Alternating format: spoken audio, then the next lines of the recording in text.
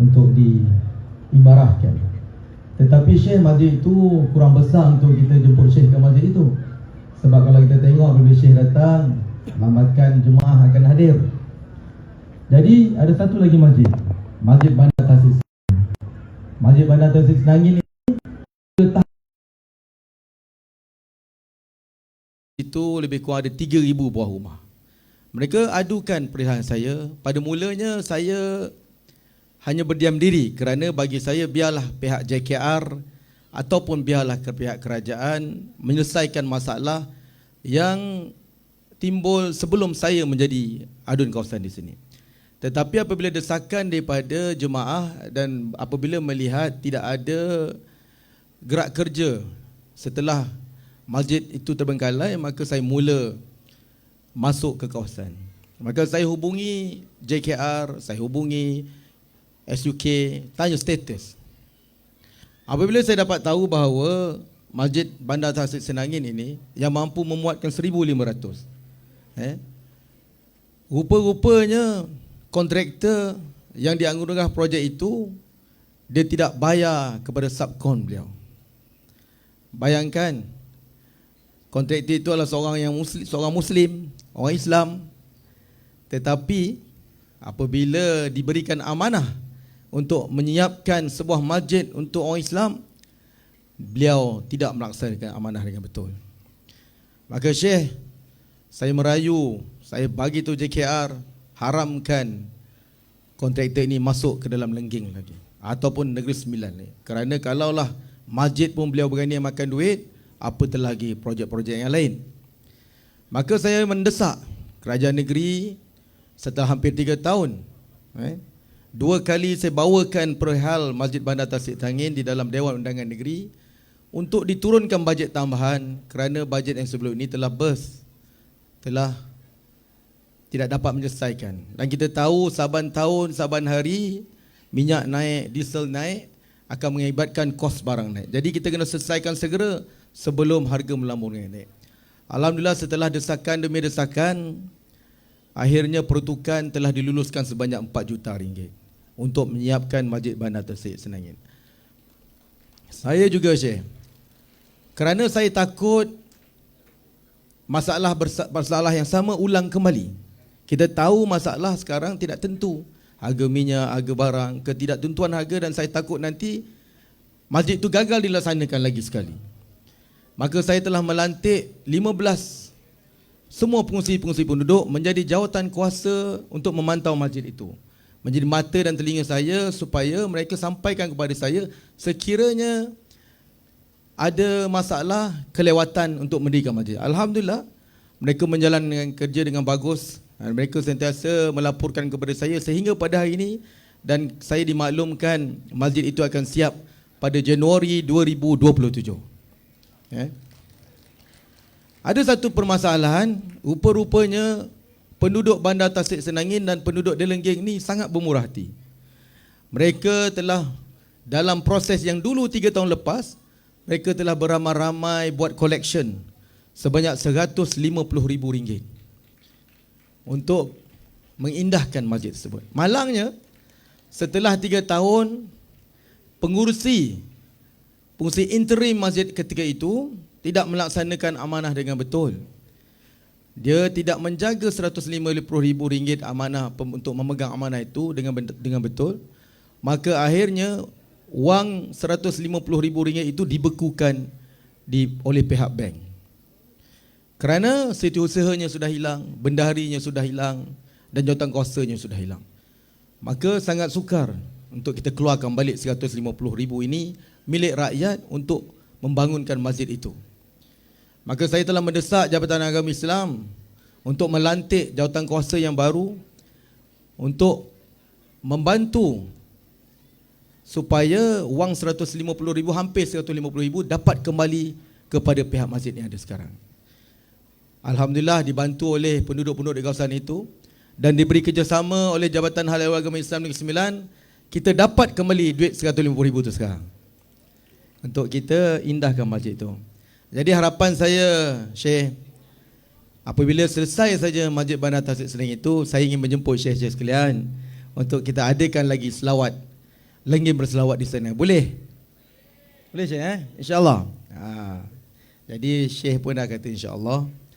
Jadi Alhamdulillah, saya pun tidak berhasrat untuk bercakap panjang kerana lebih afdal lagi kita mendengar guru-guru kita menyampaikan ilmu kepada kita, kerana orang lenggeng ni dahagakan ilmu agama.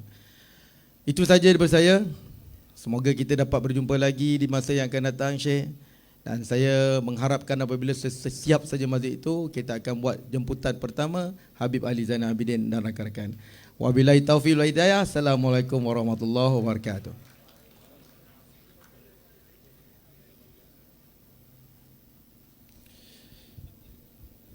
Terima kasih diucapkan. Selanjutnya, majlis dengan penuh ta'zim menjemput panel kita yang pertama, Al-Fadil Kiai Ahmad Rifai, untuk menyampaikan tausiahnya. Tafadhal mashkur.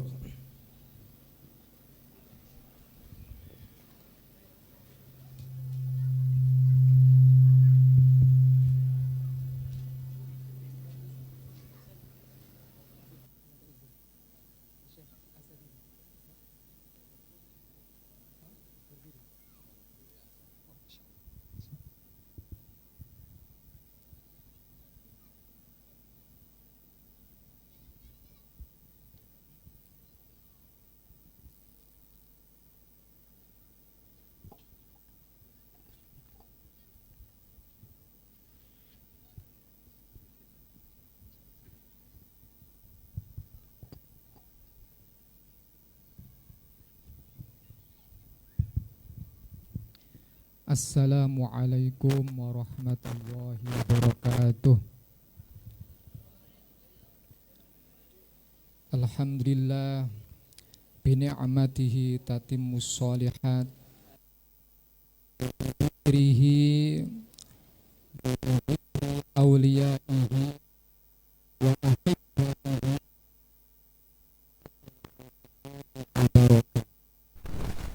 wassalatu wassalamu ala sayyidis sadat Sayyidina Muhammad sallallahu alaihi wasallam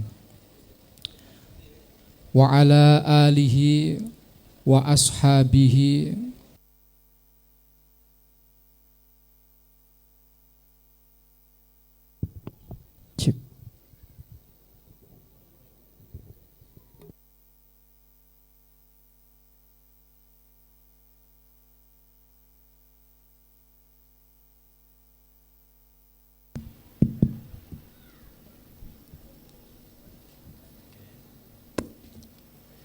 wassalatu wassalamu ala Sayyidina Muhammad Sayyidis Sadat wa ala alihi wa ashabihi alladhina jahadu haqqal jihad fanalu a'lad darajat.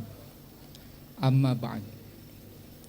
Hadratal muhtaramin al-mukarramin, para ulama, para habaib, para asatidah, jamaah, hadirin hadirat yang dimuliakan Allah Subhanahu wa taala.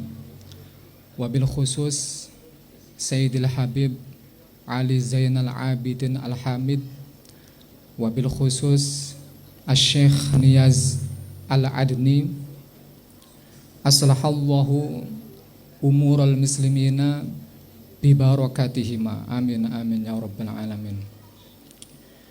Bismillahirrahmanirrahim. Raditu billahi rabba wa bil islami dina wa bi Muhammadin nabiyya wa rasula wa bil qur'ani imaman wa dalilan. Hadirin hadirat yang dirahmati Allah Subhanahu wa taala. Allah Subhanahu wa taala berkata, "Wa ma khalaqtul jinna wal insa illa liya'budun."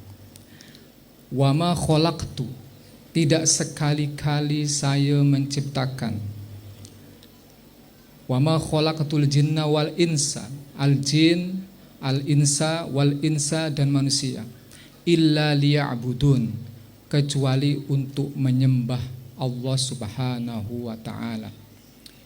Ayat Al-Qur'an ini di dalam kitab Mukhtasar Fawaidul Makkiyah, Asy-Syaikh Alawi bin Hasan As-Saqaf mengatakan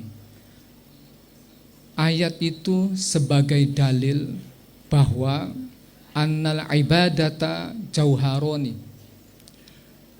annal ibadata wal ilma jauharoni, ilmu dan ibadah adalah dua permata. Li ajlihima tatanazzalu, li ajlihima khuliqas samawati wal ard, diciptakanlah bumi dan juga langit. Wali ajlihima anzalallahu ar-rusula, dan sebab ilmu dan ibadahlah Allah menurunkan rasul. Wali ajlihima anzalal kutub, Allah menurunkan kitab-kitab. Jadi yang pertama bagi manusia ialah beribadah dan juga mengetahui. Cuman untuk kita menyembah Allah Subhanahu wa taala, itu kita kena mengetahui Allah itu siapa dan macam mana. Ilmu yang mengetahui Allah itu siapa dan macam mana, itu kita panggil ilmu tauhid. Maka orang Islam yang sudah balik wajib mempelajari ilmu tauhid. Awwalu wajibin 'alal insani ma'rifatul ilahi bistiqoni. Permulaan manusia ialah mengetahui siapa Tuhannya. Selepas kita mengetahui siapa Tuhan kita, yakni Allah Subhanahu wa taala, kita dituntut untuk menyembah. Macam mana cara menyembah? Cara menyembah itu kita ada dekat kitab fikah. Allah Subhanahu wa taala berkata, Ya ayuhan nasu u'budu, wahai manusia, u'budu, sembahlah Tuhan kalian semua. Ya ayuhan nasu u'budu rabbakumul ladzi khalaqakum walladzina min qablikum la'allakum tattaqun. Wahai manusia, sembahlah Tuhan kalian semua yang menciptakan kalian semua, juga menciptakan orang-orang yang sebelum kalian semua, la'allakum tattaqun, supaya kalian semua bertakwa. Jadi yang pertama kena mengetahui ilmu tauhid. Kemudian kena mengetahui cara-cara menyembah. Cara-cara menyembah itu ada dalam kitab fikah. Maka ilmu adalah syarat. Ilmu adalah syarat untuk kita beribadah dengan betul. Di dalam Nazm Zubat dikatakan, wa kullu man bi ghairi ilmin ya'malu, sesiapa yang tanpa ilmu beramal, a'maluhu mardudatun la tuqbalu, amalnya ditolak dan tidak diterima. Maka sesuai dengan ayat tadi, ya ayuhan nasu, wahai manusia, u'budu, sembahlah Tuhan kalian semua, u'budu rabbakum alladzi khalaqakum walladzina min qablikum la'allakum tattaqun. Di dalam ayat ini menyembah dulu kemudian baru bertakwa. Tidak ada orang yang bertakwa tanpa beribadah. Jadi menyembah dulu kemudian baru mendapatkan takwa. Tetapi orang yang selalu beribadah belum tentu dia dikatakan bertakwa. Al-Imam Fakhrur Razi di dalam kitab tafsirnya Tafsir Mafatihul Ghaib mengatakan, ayat itu kalau dikaji maka membuat timbul pertanyaan. Seolah-olahnya Allah berkata, U'budu rabbakum la'allakum ta'budun. Wahai manusia, sembahlah Allah Tuhan kalian semua supaya kalian menyembah. Atau ittaqullah la'allakum tattaqun. Maka kata Al-Imam Fakhruddin Ar-Razi mengatakan, itu maksudnya adalah ibadah itu lain, takwa itu lain. Al-ibadatu fi'lun yahsulu bihi takwa. Ibadah adalah satu pekerjaan yang membuat orang boleh menjadi bertakwa. Maka syarat ilmu itu kena tercapai. Hadirin hadirat yang dirahmati Allah Subhanahu wa taala. Setiap kali nak menyampaikan fikah itu, menyampaikan fikah rasa nak berat rasanya. Kita ambil contoh macam kita nak sudah betul tapi kurang betul. Minta maaf.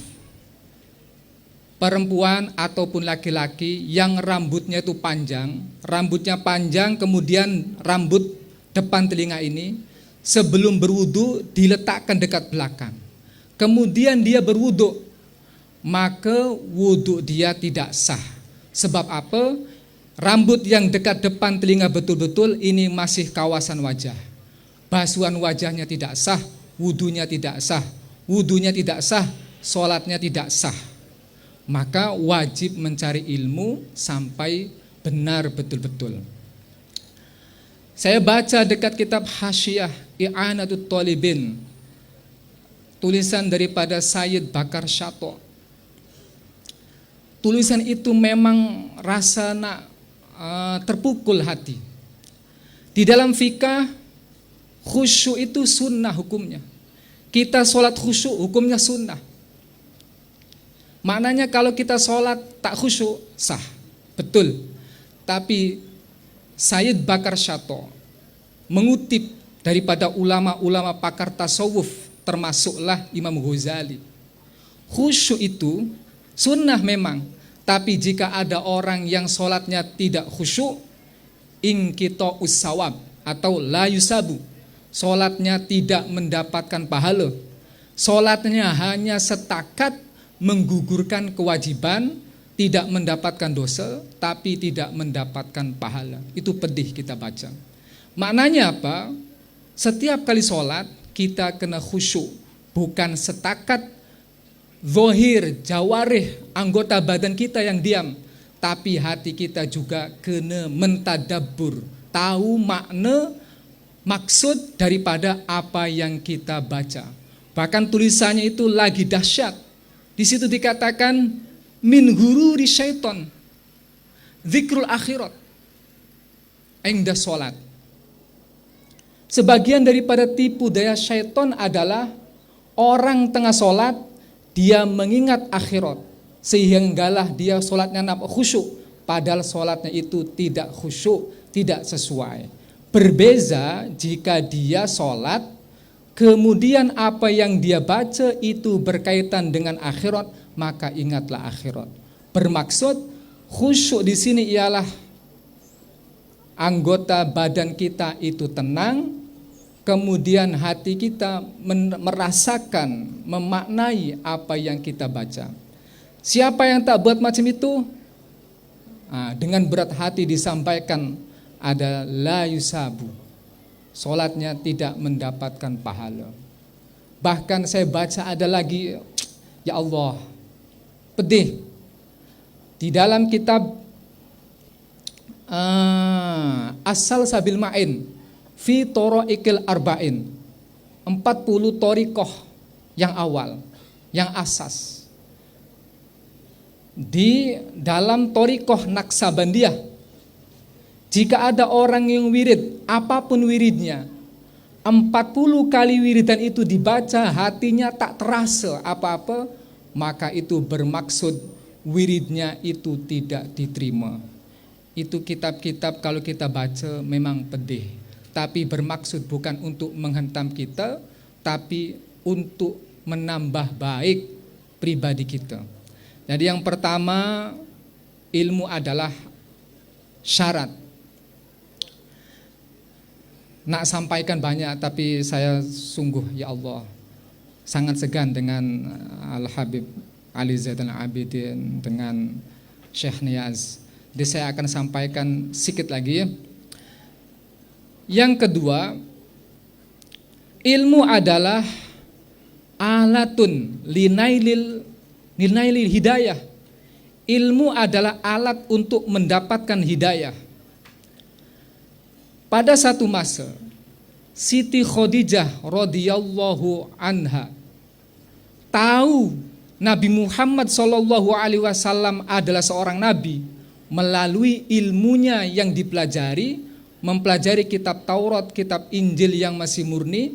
Orang-orang tak tahu Nabi Muhammad siapa, tapi Siti Khadijah sudah jatuh cinta kepada Nabi Muhammad sebelum orang-orang tahu dia adalah seorang nabi. Sehinggalah Siti Khadijah mengajak kerjasama berniaga dengan Nabi Muhammad untuk Nabi Muhammad pergi ke Syam. Siti Khadijah menyuruh secara rahasia laki-laki yang bernama Maisaroh untuk mengikuti Nabi, untuk mencatat apa saja yang terjadi ketika semasa perjalanan, tanda-tanda kenabian yang berada pada Nabi Muhammad SAW pergi ke Syam. Walaupun macam itu, Maisaroh belumlah membagi catatannya kepada Siti Khadijah. Siti Khadijah sudah yakin 100% bahwa Muhammad SAW adalah seorang nabi. Tahu daripada mana Siti Khadijah? Tahu daripada kitab Taurat, kitab Injil. Tahu daripada mana? Sebab Nabi Muhammad melalui Bukit Tursina. Sekurang-kurangnya dekat dengan Bukit Tursina. Nabi-nabi itu kena bersinambungan. Watin, wazaitun, waturisinin, wahadzal baladil amin. Jadi Turisina adalah kesinambungan keterkaitan para nabi dengan nabi-nabi sebelumnya. Nabi Musa alaihissalam ke Bukit Tursina, pun juga Nabi Muhammad SAW ke Bukit Tursina. Satu masa Siti Khadijah menenangkan Rasulullah yang bertemu dengan malaikat Jibril. Di peluknya Nabi Muhammad, duduk di atas pangkuannya Siti Khadijah. Nabi Muhammad masih nampak malaikat Jibril duduk dekat langit. Nabi Muhammad tak sanggup melihat. Siti Khadijah tanya, "Wahai suamiku, wahai Muhammad, adakah engkau masih nampak orang itu, makhluk itu?" Kata Nabi Muhammad, "Masih nampak." Kalau gitu pindah belah kanan. Siti Khadijah pindah belah kanan. Tanya lagi, "Wahai Muhammad, masih nampak tidak?" "Masih nampak." Kemudian dibukalah tudungnya sikit. "Masih nampak tidak?" "Tidak nampak." Dari situ Siti Khadijah tahu dengan ilmunya bahwa yang datang kepada engkau wahai Muhammad bukanlah jin yang nak mengganggu, tapi dia adalah malaikat Jibril. Maka ilmu adalah alatun linailil hidayah. Ilmu adalah alat untuk mendapatkan hidayah. Cumanya saat kita belajar kitab, membaca kitab, memerlukan hati yang bersih. Memang ilmu adalah alat untuk mendapatkan hidayah. Kita baca kitab, kita baca buku mendapatkan hidayah, kemudian kita lakukan. Tapi memerlukan hati yang bersih. La yuqalu alimun illa ya'malu bi'ilmihi. Tidak boleh orang dikatakan itu alim kecuali dia mengamalkan ilmunya. Contoh, kita ambil contoh. Di dalam kitab Riyadhus Shalihin, saya baca dekat Dalilul Falihin. Ada orang yang membunuh 99 orang. Tanya kepada seorang ahli ibadah, "Tuan yang ahli ibadah, saya telah membunuh 99 orang. 99 telah saya bunuh. Itu semua manusia, bukan kucing, bukan hewan. Adakah saya masih boleh diterima taubatnya?" "Oh, itu tidak boleh, itu sungguh kejam." Dibunuh jugalah ahli ibadah. Kemudian bertanya kepada ahlul ilmi. Ini yang dimaksud ahlul ilmi juga adalah ahlul ibadah. Sebab tadi la yuqalu alimun illa ya'malu bi'ilmihi. Ditanya kepada orang yang ahli ilmu, "Tuan, saya telah membunuh 100 orang. Adakah taubat saya sudah masih boleh diterima?" Masih boleh diterima. Ini kalau dikisahkan panjang. Cuman di kitab Dalilul Falihin mengatakan ahli ibadah tidak mampu menyelamatkan dirinya, juga tidak mampu menselamatkan orang yang tadi nak bertobat. Ahli ilmi yang mengamalkan ilmunya boleh menselamatkan dia daripada hilangnya nyawa, juga boleh menselamatkan orang yang tengah bertobat. Kita kembali, maka untuk membaca kitab memerlukan hati yang bersih. Contohnya dalil itu, dalil yang mengatakan 99 orang, 100 orang dibunuh dan masih boleh diterima taubatnya, itu adalah dalil untuk orang yang sudah terlanjur berbuat dosa, bukan untuk orang yang nak buat dosa. Ada kucing makan ikan satu biji, satu ekor, kemudian dia marahnya Masya Allah, kucing ini saya bunuh saja. Alasannya nanti dosa juga boleh bertobat. Kenapa? Dalilnya di kitab Riyadus Shalihin, 99, 100 orang saja boleh diterima taubatnya, apatah lagi cuman setakat kucing.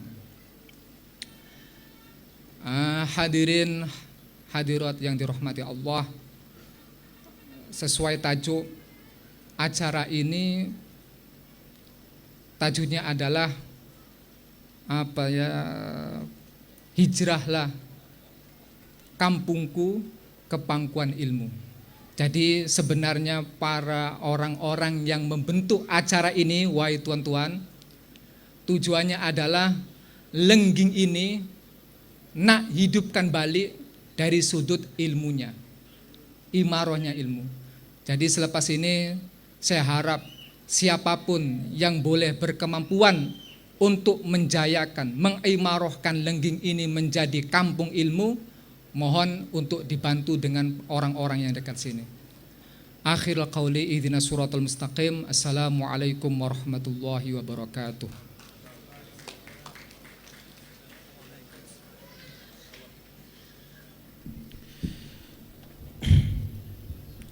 Subhanallah. Pihak majlis mengucapkan ribuan terima kasih atas tausiah disampaikan oleh Kiai Rifai tadi. Seterusnya, majlis menjemput pula panel yang kedua, pemimpin majlis Al-Fadil Syekh Niaz Al-Adani, untuk menyambung mutiara ilmu di pentas ini. Tafadhal mashkur.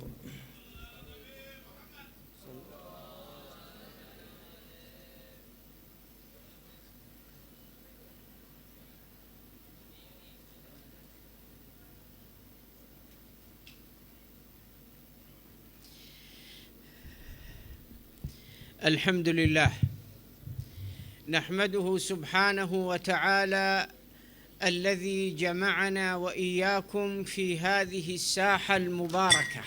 Alhamdulillah, puji dan syukur kepada Allah Subhanahu wa taala yang telah menghimpunkan kita di tempat yang penuh dengan keberkatan. ونسأله سبحانه وتعالى أن يبارك في الحاضرين في هذا المجمع المبارك. Dan kita mohon kepada Allah Subhanahu wa taala, mudah-mudahan Allah memberkati semua yang hadir pada hari ini. وأن يجزي خيرا من حضر معنا وشارك في هذا المجمع المبارك. Dan kita juga mendoakan mudah-mudahan Allah Subhanahu wa taala memberikan sebaik-baik ganjaran kepada semua yang hadir dan juga yang terlibat dalam menjayakan majlis pada hari ini. وبالخصوص فضيلة الحبيب العلامة الحبيب علي زين العابدين الحامد. Dan secara khususnya diucapkan ribuan terima kasih dan juga mudah-mudahan Allah berikan sebaik-baik balasan kepada Al-Fadil Habib Ali Zain Al-Abidin bin Abu Bakar Al-Hamid. والشيخ الفاضل أحمد الرفاعي. Dan begitu juga kepada Syekh Kiai Ahmad Al-Rifai. والأستاذ الفاضل الحاج أسنى. Dan begitu juga kepada Ustaz Haji Asna.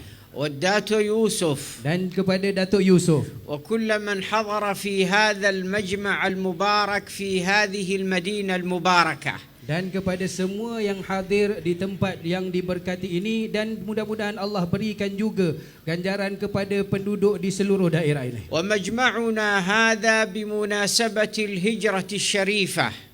Perhimpunan kita pada hari ini adalah untuk menyambut menyambut perayaan Ma'al Hijrah. هجرة النبي صلى الله وسلم عليه وعلى آله من مكة إلى المدينة. Hijrah Nabi SAW dari bumi Makkah menuju ke bumi Madinah. وقد ابتدأت هجرة الصحابة في شهر محرم. Dan para sahabat mereka telah mula berpindah ataupun berhijrah daripada bulan Muharram. وحصلت هجرة النبي في شهر صفر. Dan baginda mula berhijrah pada bulan Safar. ووصل إلى المدينة في ربيع الأول. Dan baginda sampai ke bumi Madinah pada bulan Rabiul Awal. وهو القائل صلى الله عليه وعلى آله وصحبه وسلم: لا هجرة بعد الفتح ولكن جهاد ونية.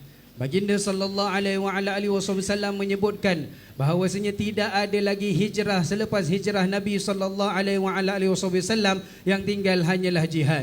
وهجرتنا في كل مكان وفي كل بقعة من بقاع الأرض الإسلامية.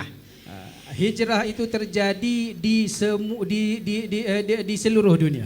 لا تكمل ولا تكون إلا للهجرة إلى الله ورسوله. Akan tetapi hijrah seseorang itu tidak akan sempurna melainkan dia niatkan kerana Allah dan juga Rasulnya. فالأمة تعيش في هذا الزمان في متقلبات وتحولات وتغيرات وفتن. Umat pada hari ini hidup di zaman yang penuh dengan fitnah, yang penuh dengan konflik, yang penuh dengan kepincangan. وأن يتحصن المسلم والمؤمن في هذا الزمان يكون ذلك الحصن بالهجرة إلى الله وإلى رسوله. Maka bagi umat yang hidup di zaman yang penuh dengan fitnah ini, sekiranya kita nak menyelamatkan diri kita, kita perlu berhijrah kerana Allah dan juga Rasulnya, ataupun mendekatkan diri kita kepada Allah dan juga Rasulnya. ولا تثمر هذه الهجرة إلا إذا تسلحت بالعلم. Dan hijrah itu perlulah diseiringkan dengan ilmu pengetahuan. وهذه المدينة مدينة نجر السنبلان أو ولاية نجر السنبلان فيها الكثير من المدارس والأربطة والزوايا. Dan kita tahu di bumi bertuah ini, di negeri Sembilan, banyak madrasah-madrasah yang telah pun dibina. التي تحفظ الطلاب والشباب الناشئ على دين الله تبارك في علاه. Yang mana madrasah-madrasah ini merupakan institusi yang berperanan sebagai pusat penjagaan kepada remaja-remaja daripada fitnah-fitnah daripada fitnah-fitnah di atas dunia. فكما قرأتم في إعلان هذا المجلس، sebagaimana yang kita telah baca, slogan yang kita telah letakkan di dalam majlis ini, الهجرة إلى العلم. hijrah ke pangkuan ilmu. وذلك يكون بالإقبال على مجالس العلم والخير والطاعة. Maka kita yang meraihkan majlis ini mestilah turut berhijrah. Kita cenderung cinta kepada ilmu, cinta kepada kebaikan, cinta kepada majlis-majlis yang baik. من خلال إرسال أبنائنا. Dan di antara caranya adalah dengan menghantar anak-anak kita إلى الأماكن التي تحصن قلوبهم. ke tempat-tempat yang boleh menjadi penjamin dan penjaga kepada hati-hati mereka, وتحصن عقولهم. dan mampu menjaga serta mendidik akal mereka, وتحصن أرواحهم. begitu juga menjaga roh mereka. فيزدادوا إيمانا ويقينا. Di sanalah mereka akan memupuk keimanan dan juga keyakinan. وخوفا من الله تبارك في علاه. Begitu juga dengan takut kepada Allah Subhanahu wa taala. والعلماء هم الذين يخشون الله ويخافونه. Para alim ulama, mereka lah golongan manusia yang benar-benar takut kepada Allah Subhanahu wa taala. يقول الله تبارك وتعالى إنما يخشى الله من عباده العلماء. Allah Subhanahu wa taala berfirman di dalam sepotong ayat yang bermaksud, sesungguhnya dari hamba-hambaku yang paling takut kepada aku, yang paling bertakwa adalah para alim ulama. والعلم خشية كله يعرف بذاك أهله.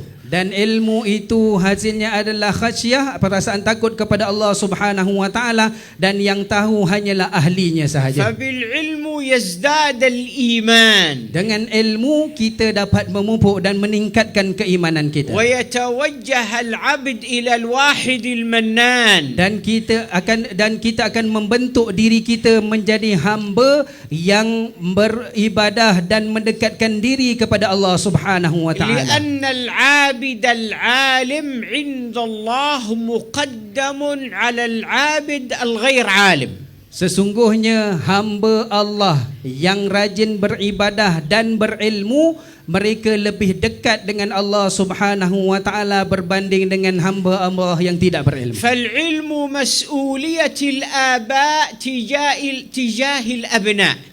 Ilmu adalah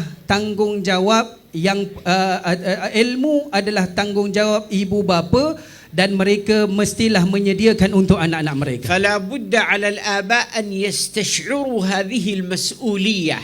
Jadi ibu bapa mesti ada rasa bertanggungjawab untuk mendidik anak-anak mereka dan menjadikan anak-anak mereka orang-orang yang berilmu pengetahuan. يكونون سببا في ازدياد علم أبنائهم. Jadilah penyebab dan ataupun perantara anak kita semakin bertambah ilmu pengetahuan. حتى يتوج الأبناء الآباء في يوم القيامة آباءهم بتيجان العلم والمهابة. Supaya di hari kiamat nanti anak-anak akan membantu kita dengan membawa ilmu dan juga kebanggaan mereka. فيخدم الأبناء وطنهم. Jadi anak-anak yang berilmu akan mampu membantu pembangunan tempat ataupun tempat tinggal mereka sendiri. ويخدم دينهم. Dan mereka juga boleh berkhidmat untuk agama mereka. ويزداد إيمانهم. Dan mereka dan keimanan mereka akan terus meningkat. ويظهر أثره على مجتمعهم. Dan kesan ataupun impak positif yang mereka bawa akan tersebar secara menyeluruh kepada seluruh umat Islam. فكن من الإيمان في مزيدي وفي صفاء القلب ذا تجديدي. Maka keimanan itu mestilah ditingkatkan dan pembersihan jiwa itu mestilah sentiasa diperbaharui. بكثرة الصلاة والطاعات وترك مال النفس من شهواتي. Caranya adalah dengan memperbanyakkan amal ibadah dan juga meninggalkan keinginan-keinginan syahwat kita. فشهوة النفس مع الذنوب موجبتان قسوة القلوب. Kerana kemaksiatan dan mengikut hawa nafsu akan menyebabkan hati kita keras. وإن أبعد قلوب الناس من ربنا الرحيم قلب قاسي. Sesungguhnya hati yang paling jauh daripada Tuhan kita yang Maha Pengasih adalah hati yang keras. وقسوة القلوب تكون بالبعد عن مجالس العلم والذكر والخير. Hati kita semakin hari akan semakin keras apabila kita jauh daripada majlis ilmu dan juga majlis-majlis kebaikan. فهذه دعوة من هذا المكان المبارك. Maka ini adalah dakwah yang mesti disampaikan di tempat yang penuh dengan keberkatan ini. للآباء والأمهات. Dan seruan ini perlu disampaikan kepada ibu bapa. أن يحرصوا على أن يسلحوا أبناءهم بالعلم. Jagalah anak-anak kamu, pimpinlah anak-anak kamu agar mereka ingin menuntut ilmu.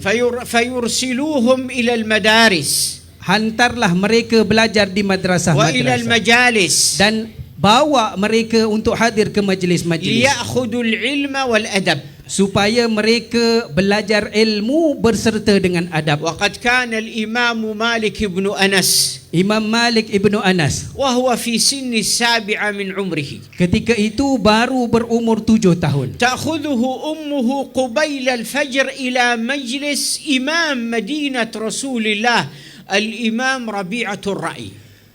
Sebelum subuh, ibunya telah bawa dia keluar untuk pergi ke majlis yang dipimpin oleh imam di Madinah Rasulullah sallallahu alaihi wasallam, dan imam tersebut bernama Imam Rabi'atul Ra'i. ربيعة الرأي Imam Rabi'atul Ra'i, ولد صغير budak kecil. تجهزه قبل الفجر. disuruh untuk bersiap sebelum subuh, لترسله ليحضر مجلس ذلك الإمام. untuk membawa disuruh bersiap sebelum subuh untuk dibawa ke majlis, untuk menghadiri majlis imam. وتقول له يا بني Dan ibunya berkata kepada Imam Malik, خذ من ربيعة أدبه قبل أن تأخذ علمه. wahai anakku, ambillah adab daripada Imam Rabi' sebelum engkau mengambil ilmunya. لأنهم كانوا يتأدبون ويتربون قبل أن يتعلمون. Kerana prinsip mereka adalah mentarbiyah, mendidik akhlak ataupun kita kata adab dahulu sebelum memberikan ilmu pengetahuan. فالأصل أن التربية قبل التعليم. Maka slogan yang perlu kita pegang, prinsip yang perlu kita pegang adalah tarbiyah, didikan akhlak dahulu sebelum ilmu pengetahuan. اليوم العالم كله بما فيه العالم الإسلامي Pada hari ini di seluruh dunia لا يهتمون بالتربية مثل ما يهتمون بالتعليم. tidak menitik beratkan akan pendidikan ilmu tarbiyah sebagai dikatakan tidak menitik beratkan ilmu pendidikan tarbiyah sebagaimana mereka menitik beratkan ilmu pendidikan ilmu pengetahuan. لهذا ظهرت أجيال ليس لها صلة بالله. Disebabkan itulah pada hari ini lahirnya generasi-generasi yang langsung tidak ada hubungan dengan Allah Subhanahu ولا wa صلة taala برسول الله dan tidak ada hubungan dengan Rasulullah ولا صلة بدينهم. dan mereka seolah-olah tidak ada kaitan dengan agama mereka. لأنهم اهتموا بالعلم ولم يهتموا بالتربية والتزكية والأدب مع الله ورسوله والخلق. Sebab mereka hanya mengejar ilmu pengetahuan tanpa mempedulikan tarbiyah dan didikan akhlak. فالأصل أن التربية قبل التعليم. Maka prinsip yang benarnya adalah mentarbiyah sebelum kita mengajarkan ilmu. وأن الإنسان قبل البنيان. Dan kemanusiaan sebelum pembangunan. وأن المعلم قبل المنهج. Dan muallim, guru yang berotoriti perlu ada, barulah sistem diwujudkan. وبهذه الثلاثة الثوابت Maka dengan 3 prinsip dan 3 slogan ini تسير مسيرة الإنسان الحضارية في هذا العالم. maka kita akan hidup dengan kita akan dapat menjalani kehidupan kita dengan baik dan juga cemerlang. فإذا تربى الولد Apabila anak kita dah ditarbiyah, أثمر العلم بعد ذلك فيه. maka ilmu yang dipelajari akan mengeluarkan hasil impak positif kepada orang lain. وإذا تربى وتأدب Apabila dia ditarbiyah dan beradab, صبر على العلم وعلى الشيخ وعلى المعلم. maka dia akan bersabar menempuhi proses menuntut ilmu dan juga bersabar dengan guru yang mendidiknya. وأما إذا لم يتأدب Adapun kalau dia tidak diajarkan adab ولم يتزكى dan dia tidak membersihkan jiwanya, لا يصبر على طلب العلم. maka dia tidak akan tahan menempuhi proses menuntut يقول ilmu. الإمام الشافعي رحمه الله تعالى Imam Syafi'i rahimahullahu taala pernah berkata, واصبر على مر الجفا من معلم فإن رسوب العلم في نفراته.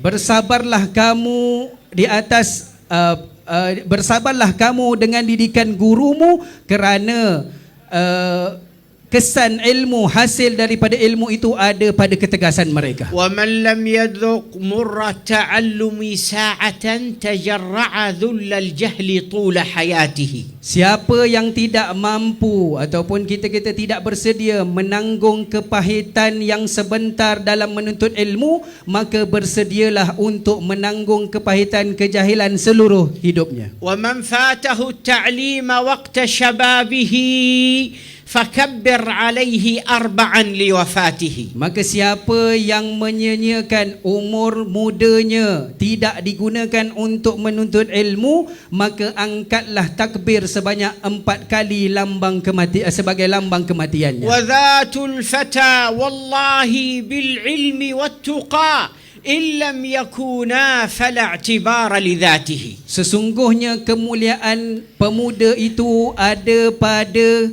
ilmu dan juga ketakwaan. Sekiranya mereka tidak ada kedua-duanya, maka pemuda itu tidak ada kebaikan. والعلم لا يؤخذ إلا عن الشيوخ. Dan ilmu mestilah diambil daripada guru-guru yang berautoriti ataupun disebut sebagai syuyukh. المتصلة أسانيدهم إلى النبي صلى الله عليه وسلم. Guru atau guru yang berautoriti adalah guru yang mempunyai sanad yang bersambungan sehingga kepada Rasulullah sallallahu alaihi wasallam. القائل إنما بعثت معلما.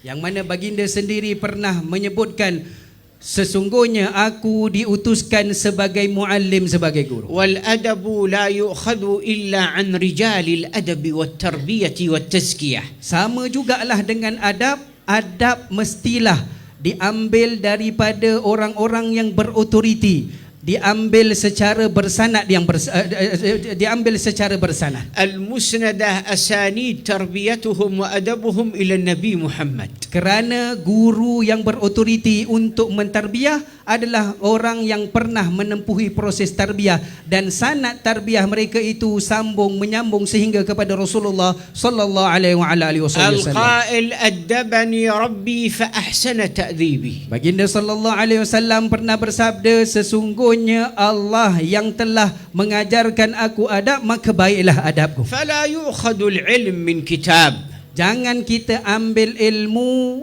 dengan sekadar membaca kitab sahaja. ولا من يوتيوب. Dan jangan ambil ilmu daripada YouTube. ولا من فيسبوك. Dan juga daripada Facebook. ولا من جوجل. Dan tidak juga daripada Google. فمن تراه طالبا لا شيخ له بهيمة على فلاة مهملة. Sekiranya kamu melihat orang yang menuntut ilmu tanpa ada guru, maka dia seperti binatang yang tersesat di padang pasir. وشيخه الشيطان فاحذرنه. Gurunya adalah syaitan, maka berjaga-jagalah kamu dengan dia. ولا توافقه وصد عنه. Janganlah kamu muwafaqah dengannya dan tinggalkan dia. وهكذا من شيخه كتاب فعلمه بقيعة سراب. Begitu jugalah dengan orang yang menjadikan kitab sebagai gurunya, maka ilmunya hanyalah sekadar fatar mugarna. إذا أتى بعلمه مجادلة في الحال غلبته في الحال سبق جاهلة. Dan sekiranya مجادلة jika ilmunya dibentangkan untuk غلبته في الحال سبق جاهلة.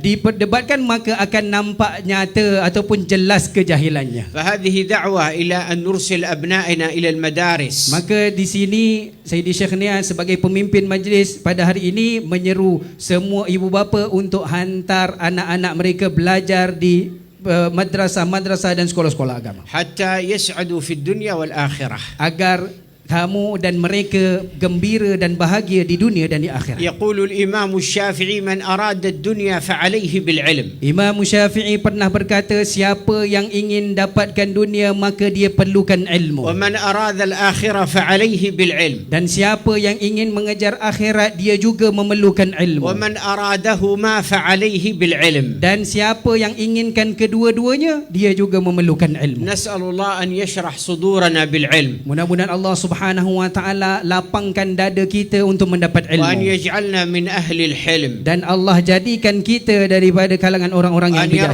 bijaksana. عنا الجهل. Dan Allah angkat kejahilan kita. وأن يجعلنا مولانا من عباده الصالحين. Dan Allah jadikan kita dari kalangan hamba-hambanya yang saleh. اللهم احفظ الحاضرين والغائبين. Ya Allah, jagalah semua yang hadir pada hari ini, begitu juga dengan yang tak hadir pada واغفر hari ini. ذنوبنا أجمعين. Ampunkan dosa kami semua. واجعل مجالسنا هذه مجالس متصلة معمورة بالله رب العالمين. Jadikanlah majlis kami pada hari ini majlis yang mendekatkan diri kita dengan Allah Subhanahu wa taala. سر بها قلب الحبيب الأعظم. Jadikanlah majlis ini adalah majlis yang menggembirakan hati Rasulullah sallallahu alaihi جعلها لنا wasallam. شفيعة عند الحبيب الأعظم. Jadikanlah majlis ini sebagai pembantu kami agar kami mendapat syafaat di sisi Rasulullah. أجزل اللهم كل من رتب وساعد وخدم في هذا المجلس خيرا كبيرا كبيرا يا رب العالمين. Mudah-mudahan Allah Subhanahu wa taala berikan sebesar-besar ganjaran kepada semua yang terlibat dalam menjayakan majlis kita pada hari ini. الله يجمعنا وإياكم في مستقر رحمته Ya Allah, himpunkanlah kami semua di bawah naungan rahmat-Mu. وفي حضرة حبيبه صلى الله عليه وسلم Himpunkanlah kami bersama di hadapan Nabi sallallahu alaihi في wasallam. الفردوس الأعلى من الجنة. Bersama-sama baginda menuju ke Firdausil A'la. وأحبابنا وكل من أحاطت به شفقة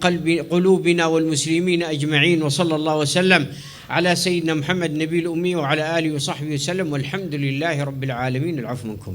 Begitu juga dengan semua yang mencintai kami, dan seterusnya saya mohon maaf di atas kekurangan dalam menterjemahkan. Assalamualaikum warahmatullahi wabarakatuh. Waalaikumsalam warahmatullahi wabarakatuh.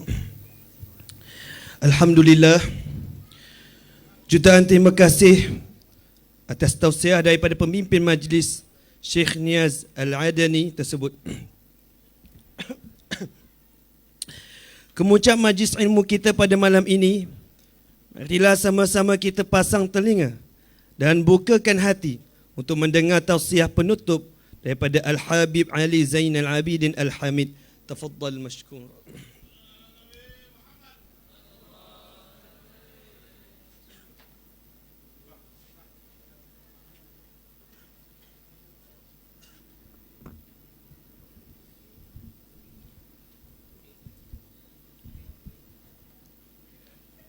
الحمد لله الذي أرسل رسوله بالهدى ودين الحق ليظهره على الدين كله. اللهم صل وسلم وبارك وكرم على سيدنا محمد وعلى آله وصحبه ومن سار على دربه وعلينا معهم وفيهم برحمتك يا أرحم الراحمين. أما بعد, kita bersyukur kepada Allah Subhanahu wa taala menghadirkan kita dalam majlis ilmu. Majlis yang dengannya membawa kita menambahkan dan meningkatkan kualiti ibadah kita kepada Allah. Majlis ilmu yang dengannya akan bertambah hidayah kita menuju ketaatan kepada Allah. Majlis ilmu yang dengannya seseorang akan bertambah dekat dan takut kepada Allah. Man izdada ilman wa lam yazdad hudan la yazdadu minallahi illa bu'da. Barang siapa yang ilmunya bertambah lalu hidayahnya tidak bertambah, maka ia bertambah jauh dari Allah Subhanahu wa taala, wal iyadu billah. Harapan kita kepada Allah, doa kita kepada Allah, rayuan kita kepada Allah, moga-moga majlis pada malam hari ini menambahkan hidayah dan petunjuk kita kepada Allah, ibadah kita dengan tekun dan berkualiti, serta bertambah rasa ma'rifah serta rasa takut kepada Allah Subhanahu wa taala. Amin, Allahumma amin. Ilmu adalah yang merubah umat yang dengannya diutus Nabi Muhammad sallallahu alaihi wa ala alihi wa sahbihi wasallam. Masyarakat yang dikenali dengan jahiliyah satu ketika dahulu berubah menjadi masyarakat yang cemerlang dengan hijrahnya Rasulullah dan juga misi ilmu yang dibawa oleh junjungan Nabi besar Muhammad sallallahu alaihi wa alihi wa sahbihi wasallam. Mereka dikenali satu ketika dahulu dengan jahiliyah bukan oleh kerana mereka tidak berilmu. Mereka pandai berilmu, mereka pandai berniaga. Mereka punya ilmu dalam berniaga. Mereka pun juga pandai di dalam mengukir dan ilmu membina bangunan di Mekah pada satu ketika dahulu. Mereka mempunyai ilmu, pelbagai macam ilmu. Akan tetapi mereka dikenali dengan masyarakat jahiliyah disebabkan oleh kerana dua hal yang tiada pada mereka. Yang pertama adalah ilmu yang mengenalkan mereka kepada Allah. Yang kedua adalah adab dalam bertaamul, berinteraksi kepada makhluknya Allah. Dengan dua ini yang kita dengar sebentar tadi adalah diutus Nabi Muhammad sallallahu alaihi wa ala alihi wa sahbihi wasallam. Innama bu'ithtu mu'allima, saya diutus untuk menyampaikan ilmu. 13 tahun berada di Mekah, tidak keluar dan tidak berhijrah, semata-mata berjuang untuk menanamkan ilmu kepada kaum masyarakat Mekah pada ketika itu.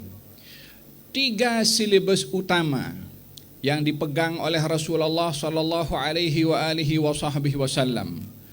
3 silibus ini bukan buatan manusia. 3 silibus ini bukan buatan profesional daripada kalangan makhluk yang dicipta oleh Allah. 3 silibus ini bukan hasil daripada kajian mana-mana cendekiawan dan intelektual dari kalangan manusia ataupun jin. Tetapi 3 konsep ini, 3 prinsip ini adalah Allah subhanahu wa ta'ala yang meletakkan dan dikekalkan 3 silibus ini di dalam Al-Quranul Karim, yang kita mengharapkan 3 silibus ini adalah bahagian yang akan diterapkan di mana-mana sekolah dan madrasah yang ada di bumi tercinta, bumi Malaysia, khususnya di negeri 9. 3 ini direkod oleh Allah subhanahu wa ta'ala dalam Al-Quranul Karim. Laqad mannallahu 'alal mu'minina idh ba'atha fihim rasulan min anfusihim yatlu 'alaihim ayatihi wa yuzakkihim wa yu'allimuhumul kitaba wal hikmah wa in kanu min qablu lafi dhalalin mubin. Allah sudah memberikan anugerah kepada kamu, wahai sekalian orang-orang yang beriman. Seorang Rasul bahagian daripada diri kamu, yakni Rasulullah, dengan 3 perkara. Yang pertama, yatlu alaikum ayatihi, membacakan kepada kamu ayat-ayatnya, yakni merujuk kepada wahyu atau Al-Quranul Karim. Yang kedua, wa yuzakkikum, mensucikan hati dan jiwa. Tarbiyah seperti mana tadi disebut, adab yang tadi juga disebut, atau akhlak yang juga tadi disebut. Yang ketiga adalah wa yu'allimukumul kitaba wal hikmah, mengajarkan isi kandungan, tafsiran dan penjelasan yang ada dalam Al-Quran ataupun juga di dalam As-Sunnah Al-Mutahharah. 3 hal ini Allah subhanahu wa ta'ala jadikan dasar dan silibus dalam pendidikan ilmu. Yang pertama, merujuk kepada wahyu. Yang kedua adalah ilmu akhlak dan ilmu adab ataupun ilmu ihsan. Yang ketiga adalah ilmu hukum hakam yang dapat diambil daripada kandungan Al-Quran atau daripada sunnah Nabi Muhammad sallallahu alaihi wa ala alihi wasallam. Diperdengarkan sebentar tadi oleh Syekh Niyaz tentang pentingnya adab sebelum ilmu, seperti mana Imam Malik yang masih kecil dipakaikan oleh ibunya imamah atau serban dan dihantarkan kepada gurunya yang bernama Rabi'ah. Katanya, belajarlah kamu kepada Rabi'ah adab sebelum kamu belajar fiqh dan ilmu hadis. Demikian pesanan ibu kepada Al-Imam Malik di masa kecil ketika dihantarkan oleh ibunya untuk belajar. Adab menjadi keutamaan dalam segala hal. Menjadi insan itu akan bernilai dan berkualiti dengan adabnya.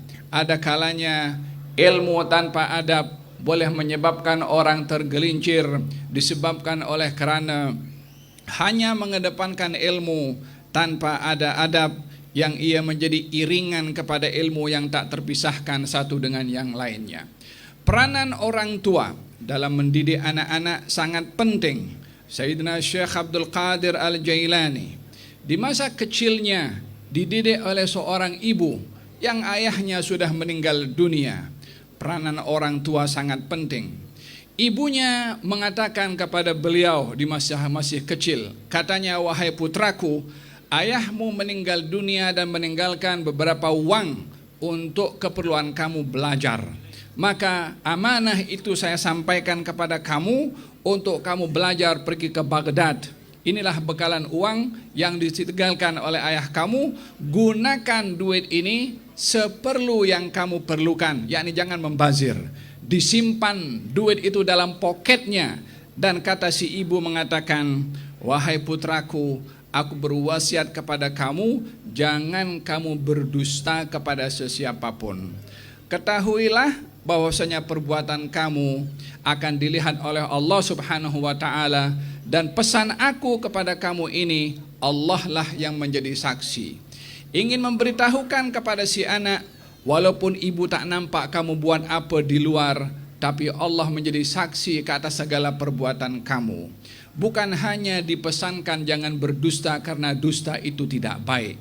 Bukan hanya dipesankan jangan berdusta karena dusta itu perbuatan yang tercela, tetapi ditanamkan oleh si ibu, Allah menjadi saksi ke atas perbuatan kamu.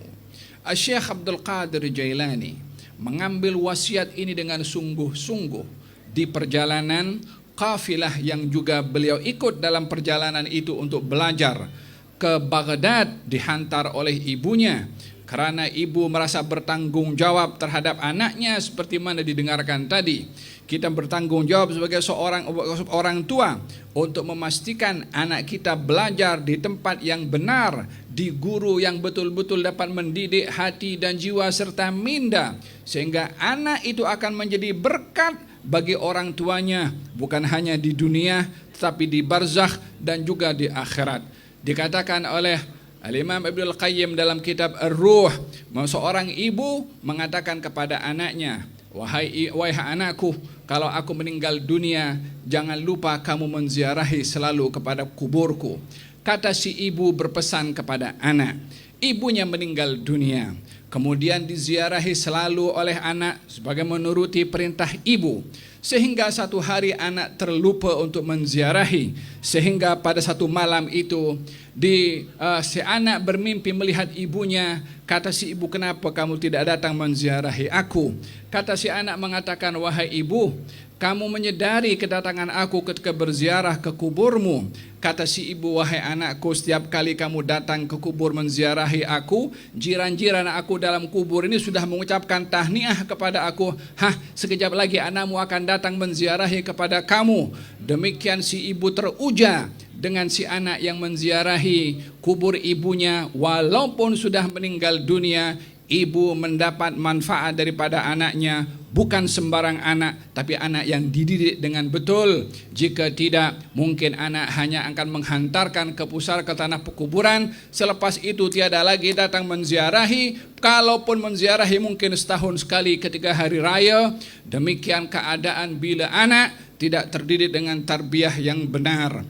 Oleh sebab yang demikian, baginda Rasulullah sallallahu alaihi wasallam bersabda, mengingatkan tentang rentetan dan pentingnya pendidikan orang tua kepada anak yang akan memberi kesan kepada orang tuanya dari anaknya hatta setelah wafatnya si ibu atau orang tuanya, dan juga di akhirat nanti. Idza mata ibnu Adam inqata amaluhu illa min thalath, sadaqatun jariyah wa ilmun yuntafa'u bihi aw waladun salihun yad'u lahu. Jika anak Adam meninggal dunia akan terputus seluruh amalnya kecuali 3, sedekah jariah, ilmu yang bermanfaat, dan anak yang mendoakan kepada orang tuanya. Bagaimana anak akan mendoakan kepada orang tua kalau orang tua tidak mendidik kepada anaknya? Syekh Abdul Qadir Jailani di perjalanan setelah mendapatkan pesanan itu daripada ibunya ketika hendak belajar, di perjalanan datang perompak merompak satu kafilah, diambil harta benda mereka. Sehingga salah seorang perompak yang awalnya tidak mempedulikan kepada Syekh Abdul Qadir Jailani disebabkan oleh kerana usianya masih kecil dan budak-budak, maka tak ada siapa yang ambil perhatian kecuali salah seorang daripada perompak itu yang menegur. Katanya, wahai budak kecil, kamu juga ada harta? Kata Syekh Abdul Qadir mengatakan, ada. Katanya, mana harta yang kamu ada? Katanya, ada dalam poket saya. Dipegang poketnya, ada seberharga harta atau duit yang disimpan oleh si ibu. Maka ketua perompak akhirnya datang dan bertanya, Kenapa kamu berkata jujur kepada kami? Bukankah kami akan mengambil harta yang kamu ada dengan kejujuran kamu? Kata Syekh Abdul Qadir mengatakan, ya, saya berkata jujur sebab saya sudah berjanji dengan ibu saya untuk tidak berdusta. Kata ketua perompak, mana ibu kamu tahu kalau kamu berdusta pada hari ini? Kata Syekh Abdul Qadir mengatakan, ibu saya ketika berpesan kepada saya untuk tidak berdusta, ibu saya mengatakan Allah menjadi saksi. Jadi di mana saya berada, Allah menyaksikan apa saya kata dan apa saya buat. Kata ketua perompak mengatakan, ini budak kecil takut dengan Allah Subhanahu wa ta'ala setelah berjanji dengan ibunya untuk tidak berdusta. Tak mau berdusta walaupun akan merugikan kepada dirinya dengan diambil uangnya. Sementara kita sekian lama tak ada rasa takut pada Allah, ambil duit orang, rompak duit orang, tanpa ada rasa takut kepada Allah Subhanahu wa ta'ala. Mari kita kembalikan semua duit yang dirompak, semua dipulangkan balik kepada kafilah. Sehingga ketua perompak itu mengatakan kepada Syekh Abdul Qadir Jalani, kamu akan pergi kemana? Saya akan pergi ke Baghdad untuk belajar. Kata ketua perompak, jom kita ikut dengan kamu belajar juga di Baghdad. Daripada perompak menjadi pelajar ilmu disebabkan oleh karena anak lelaki yang masih kecil dididik oleh ibunya dengan ilmu dan juga dengan adab serta tarbiyah, menanamkan rasa takut kepada Allah Subhanahu wa ta'ala. Demikian tarbiyah yang penting kepada anak-anak yang di zaman ini kita tercabar daripada aspek tarbiyah, bukan daripada aspek ilmu. Kita punya handphone ini ada satu program namanya AI atau Chat GPT. Apa yang tak ada di dalam situ? Kita mau tanya tentang hukum fiqh, dia akan beri jawaban. Kita bertanya tentang tafsir, dia akan beri jawaban. Kita bertanya tentang ilmu sastra, dia akan beri jawaban. Kita bertanya tentang astronomi, dia akan beri jawaban. Kita bertanya macam mana untuk bikin nasi rendang, dia pun akan beri jawaban juga. Apa yang tak dijawab oleh AI ataupun Chat GPT ke atas permasalahan yang kita hadapi pada saat ini. Kita tidak perlu untuk pergi library untuk kita buka buku.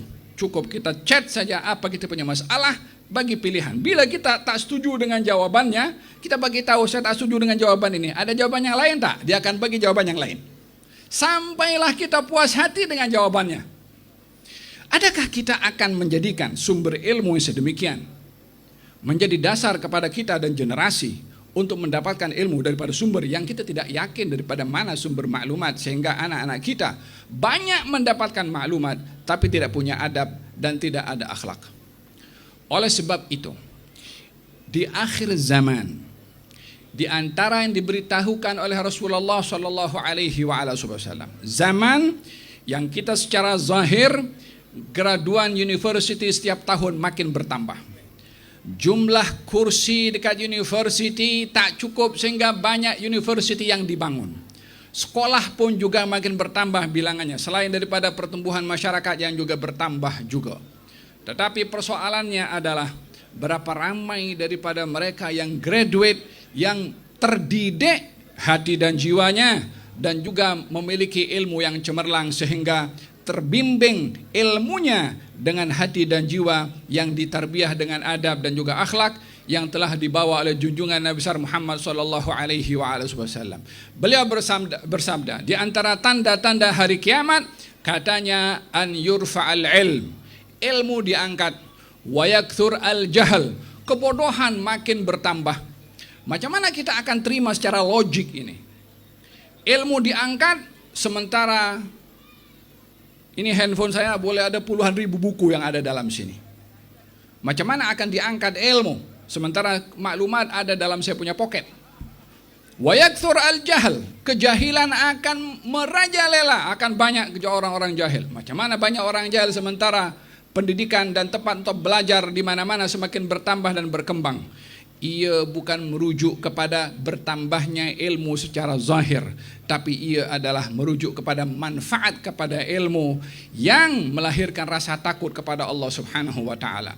Berapa ramai orang yang mempunyai kemahiran dalam ilmu teknologi yang scam, yang tipu pada orang lain dengan ilmunya. Berapa banyak orang yang dia mahir dalam accounting, Tetapi tadi contohnya pun disebutkan oleh Datuk Asnan tentang beberapa orang yang mahir dalam ilmu, dalam kontraktor contohnya, akhirnya tidak amanah juga di dalam menjalankan apa yang patut dijalankan. Kalau itu di rumah Allah Subhanahu wa taala seperti itu, apatah lagi di tempat-tempat yang lain. Bagaimana seorang muslim, kata beliau juga mengatakan, boleh berbuat demikian pada rumahnya Allah Subhanahu wa taala. Adakah mereka tidak berilmu? Punya ilmu, tapi tak ada adab, tak ada rasa takut, tak ada akhlak kepada Allah Subhanahu wa taala.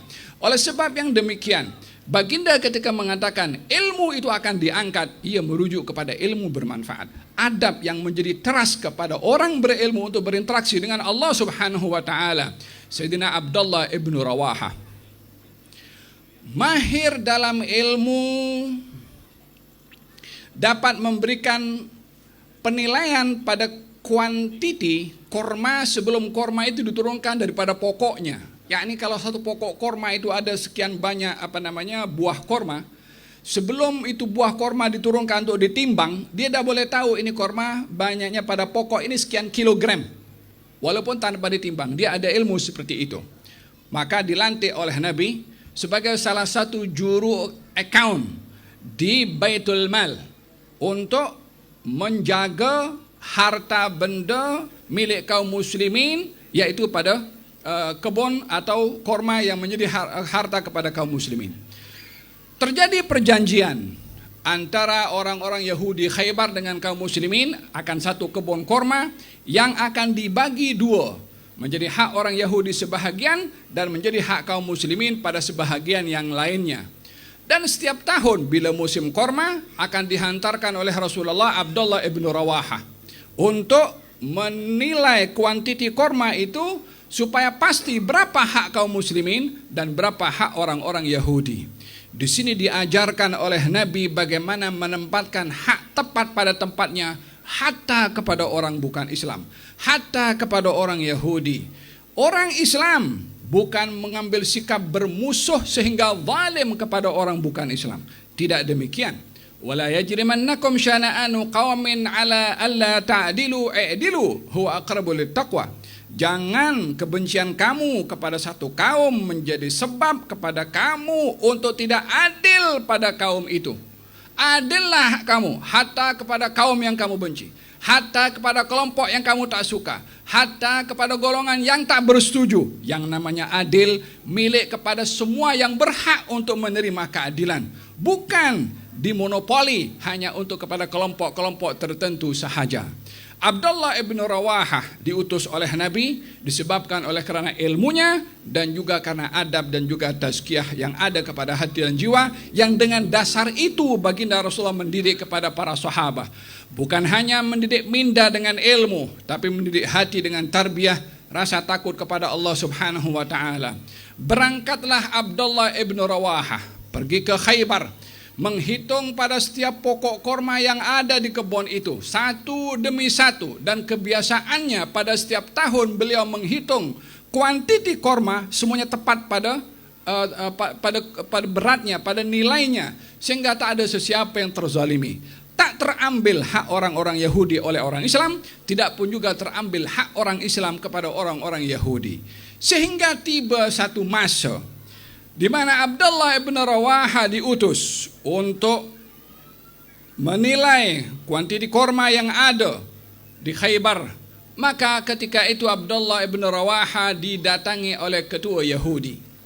Katanya, ya Abdullah ibn Rawaha, apa kata kamu jangan beritahu kepada Muhammad berapakah hak Baitul Mal daripada korma ini. Kurangkan daripada mereka, karena mereka tidak tahu kamu datang seorang diri di sini.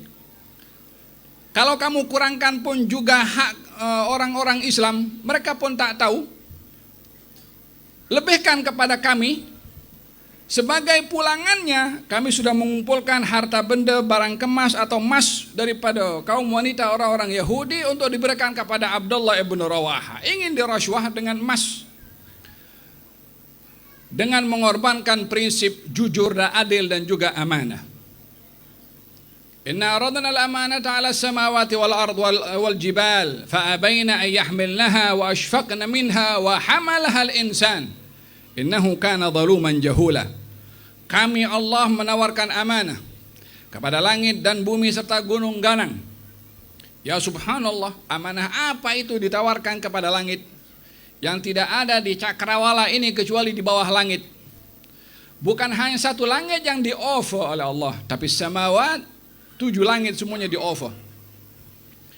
Tak cukup langit di-offer, ditawarkan amanah ini kepada bumi, kemudian kepada gunung ganang yang sudah menjadi saksi kepada perubahan generasi demi generasi mulai zaman Nabi Adam sampai zaman kita sekarang. Berapa bergenerasi bertukar, gunung tetap macam itu. Dia menjadi saksi sejarah nyata kepada perubahan generasi. Gunung yang sehebat itu, yang selama dan setua itu pada umurnya, segagah itu, pernah ditawarkan oleh Allah untuk memikul amanah. Kami tawarkan amanah pada langit, bumi dan juga gunung ganang. Fa'abaina, mereka tak mahu. Wa ashfaqna minha. Yani risau tak dapat tunaikan itu amanah, maka mereka enggan menerimanya. Wa hamalahal insan, dibawa oleh manusia yang kalau sakit gigi 3 hari tak keluar daripada rumah. Yang kalau sakit perut maka dia pun akan pergi duduk dekat bilik air. Lemah. Tapi berani membawa itu amanah. Betapa beratnya ini amanah yang ditunjukkan oleh Allah Subhanahu wa taala. Kalau gunung menolak, bumi menolak, langit pun menolak. Untuk apa agaknya Allah Subhanahu wa taala mau bagi tahu kepada manusia terima ini amanah, tapi sebelumnya sudah didahului oleh gunung ganang, bumi dan juga langit. Memang pun yang akan bawa ini amanah manusia, tapi kenapa di-offer dulu kepada langit? Takkan langit akan berdakwah, takkan bumi akan berdakwah, takkan pun gunung ganang akan berdakwah, manusia akan berdakwah. Tapi untuk memberitahukan betapa beratnya ini amanah, ini langit yang sangat perkasa, ini bumi yang sangat kuat, bumi ini menahan gunung, menahan air, menahan manusia, menahan bangunan pencakar langit, macam itu juga bumi. Itu pun juga ketika di offer amanah, dia kata tak mau. Bukan karena berat pada fisikalnya, tapi berat pada tanggung jawabnya. Fa'abain, mereka tak mau. Wa ashfaqna minha wa hamalhal insan, dibawa oleh manusia. Apa yang ada pada manusia untuk membawa ini amanah? Adakah karena ototnya? Tak ada apa-apa. Adakah karena tubuh badannya? Juga tidak. Tapi karena hati dan minda yang diberi ilmu, itulah yang seharusnya menjadi dasar kepada manusia untuk membawa amanah tersebut. Abdullah ibn Rawaha ketika diberikan amanah untuk menjadi utusan daripada Baitul Mal, menjaga harta benda milik kaum muslimin, ketika di-offer dengan rashwah di Khaybar, kata Abdullah ibn Rawaha mengatakan kepada ketua Yahudi, saya ini diutus oleh orang yang sangat saya sanjung, yaitu Rasulullah, kepada orang yang sangat saya benci, yaitu kamu. Tidaklah sanjungan saya kepada Rasulullah mengurangkan hak kamu untuk diberikan, dan bukanlah bencinya saya kepada kamu untuk mengurangkan hak kamu untuk kami ambil. Masing-masing akan dapat haknya sesuai dengan adil yang menjadi hak kepada masing-masing. Itu Yahudi mengatakan bihadza taqumus sama' wal ard. Dengan sikap seperti ini langit dan bumi akan tegak. Apa maknanya langit dan bumi akan tegak? Langit tetap di atas, bumi tetap di bawah dipijak. Bila seseorang boleh menjual marwahnya dengan harta, maka langit akan berada di bawah, bumi akan berada di atas. Sistem akan terbalik bila ia tidak ada akhlak dan adab serta rasa takut kepada Allah Subhanahu wa taala atas amanah yang diberikan oleh Allah Subhanahu wa taala kepadanya. Hadirin hadirat, ilmu, adab dan juga tarbiyah menjadi silibus penting yang diperjuangkan oleh Nabi Muhammad sallallahu alaihi wa ala alihi wa sahbihi wasallam. Hijrahnya Rasulullah daripada Mekah ke Madinah adalah membawa 3 perkara ini. Tilawatul ayat, yakni Quran menjadi rujukan, kemudian adab dan juga ihsan serta tazkiyah, didikan hati dan jiwa, serta hukum hakam yang diambil daripada Al-Quran dan juga daripada sunnah Nabi Muhammad sallallahu alaihi wasallam. 3 ini disambut baik oleh masyarakat di Madinah pada ketika itu, sehingga kaum muslimin menyambut Rasulullah bukan hanya dengan tala al-badru alaina ketika sampai ke Madinah, tapi disambut oleh kaum muslimin di Madinah. Ya Rasulullah, apa yang kamu mahu? Katanya, kita akan bikin masjid. 2 orang anak yatim punya tanah di kawasan Madinah situ. Katanya, ya Rasulullah, saya ingin menyumbang untuk membangun masjid. Tanah yang menjadi milik kami. Ini anak yatim, ditinggal oleh bapaknya. Bapaknya punya tanah untuk dimiliki oleh anak yatim tersebut. Itu anak yatim walaupun tak punya apa-apa, ingin menyumbangkan tanahnya untuk tempat yang menjadi sumber ilmu. Kita bila ingin berbicara tentang tempat pembelajaran ilmu pada ketika itu, mana ada university masa itu? Mana ada madrasah pada ketika itu? Masjidnya Nabi itu university. Masjidnya Nabi adalah ibadah, salat 5 waktu. Masjidnya Nabi tempat gotong royong. Masjidnya Nabi tempat bermusyawarah. Masjidnya Nabi tempat mendamaikan orang-orang yang berselisih. Masjidnya Nabi untuk menjadi tempat orang-orang yang sakit dirawat di kawasan masjid. Masjidnya Nabi menjadi tempat duta datang ke Madinah untuk jumpa dengan Rasulullah, jumpa di masjid Nabi. Multifunction masjid. Tidak ada yang datang ke masjid melainkan mereka akan mendapatkan ilmu. Demikian taksis yang dibangun oleh baginda Rasulullah SAW pada masyarakat Madinah. Kalau Nabi datang kemudian tidak dibantu oleh masyarakat di Madinah, maka tak ada siapa yang akan mendapatkan ilmu. Oleh sebab yang demikian mereka datang kepada Rasulullah. Anak yatim itu mengatakan, saya hadiahkan ini tanah. Kata Rasulullah, tidak, saya akan beli ini tanah, kata baginda Rasulullah. Dua anak yatim itu ingin menghadiahkan, Nabi tolak, bukan karena tak mahu menerima hadiah, tetapi tak mahu menyusahkan kedua anak yatim yang hanya memiliki tanah, yang kalau diserahkan tanahnya sebagai hadiah, tak ada lagi harta akan dimiliki oleh kedua anak yatim tersebut. Dan juga Nabi ingin memberitahukan perlunya seseorang itu berkorban dengan harta untuk amal jariah yang berpanjangan hasta setelah wafatnya seseorang tersebut. Itu Masjid Nabawi sudah 1400 tahun lebih usianya. Setiap menit, setiap saat berlalu, baginda Rasulullah dapat pahalanya karena tak pernah sunyi masjid itu daripada orang-orang beribadah.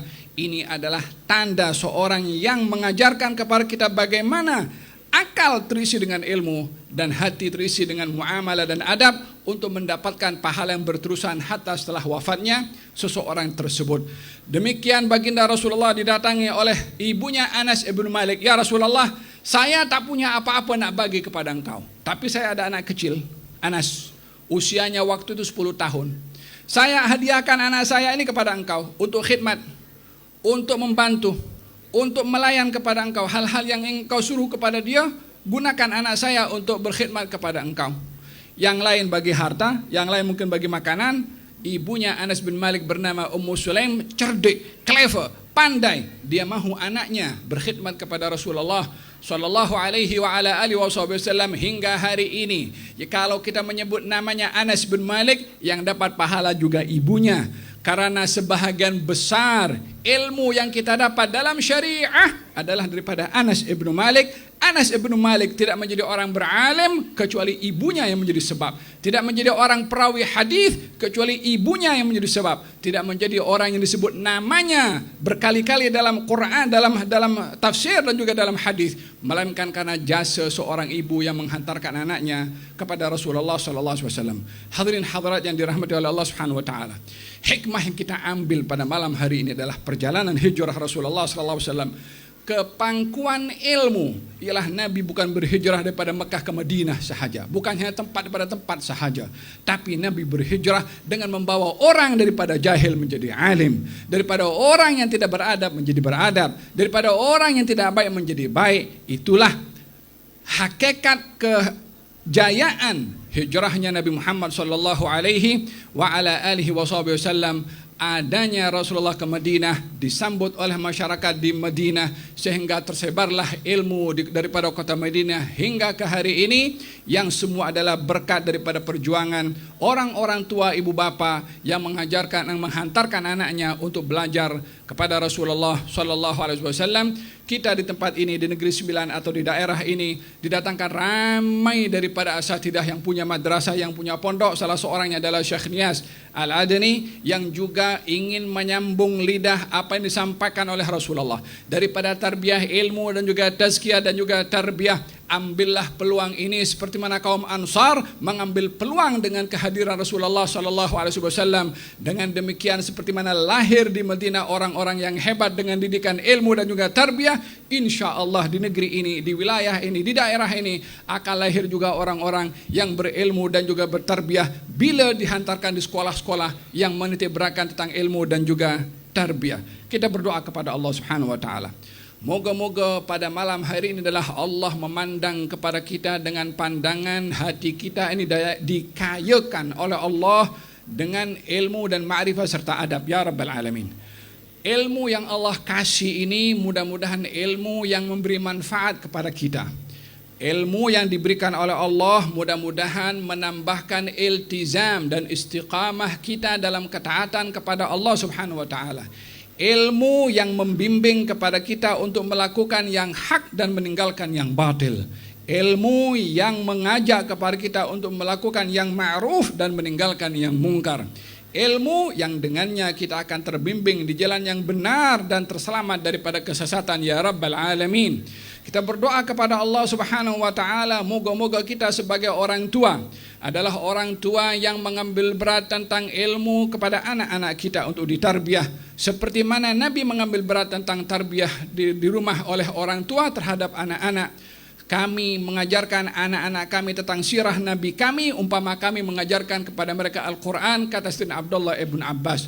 Mudah-mudahan rumah-rumah kita semua imarah dengan ilmu sirah Nabi Muhammad SAW. Supaya anak-anak kita tertanam dalam hati mereka sanjung taat kepada Rasulullah. Dan mudah-mudahan kita dilindungi oleh Allah, keluarga kita dan anak-anak kita daripada banyaknya faktor dan elemen-elemen yang mempengaruhi minda, hati dan jiwa mereka, daripada informasi dan ilmu-ilmu yang didapat yang datang daripada sumber yang tidak jelas.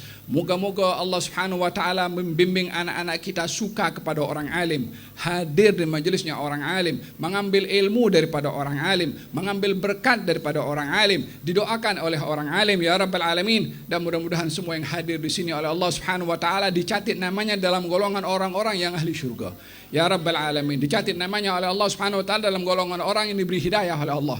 Dicatat namanya oleh Allah dalam golongan orang-orang yang bahagia di dunia dan juga di akhirat. Dicatat namanya oleh Allah dalam golongan orang-orang yang dijauhkan daripada segala musibah, bala dan bencana ya rabbal alamin. Dan moga-moga kehadiran semua yang hadir di sini diberikan oleh Allah Subhanahu wa taala hijrah yang sebenar-benarnya, yaitu hijrah dengan meningkatkan kualiti ilmu dan hidayah serta istiqamah ya rabbal alamin. Semua yang menganjurkan program hari ini diberkati oleh Allah Subhanahu wa taala. Kehadiran tetamu-tetamu istimewa diberikan oleh Allah Subhanahu wa taala barakah, saadah, inayah, perhatian, pemeliharaan, dan juga dipilih oleh Allah Subhanahu wa taala dalam golongan orang yang muttaqin, golongan orang-orang bertakwa yang mendengar apa yang disampaikan dan mengambil apa yang disampaikan dan mengamalkan yang baik daripada apa yang disampaikan ya rabbal alamin. Wa sallallahu ala sayyidina Muhammadin wa ala alihi wasallam. Alhamdulillahi rabbil alamin.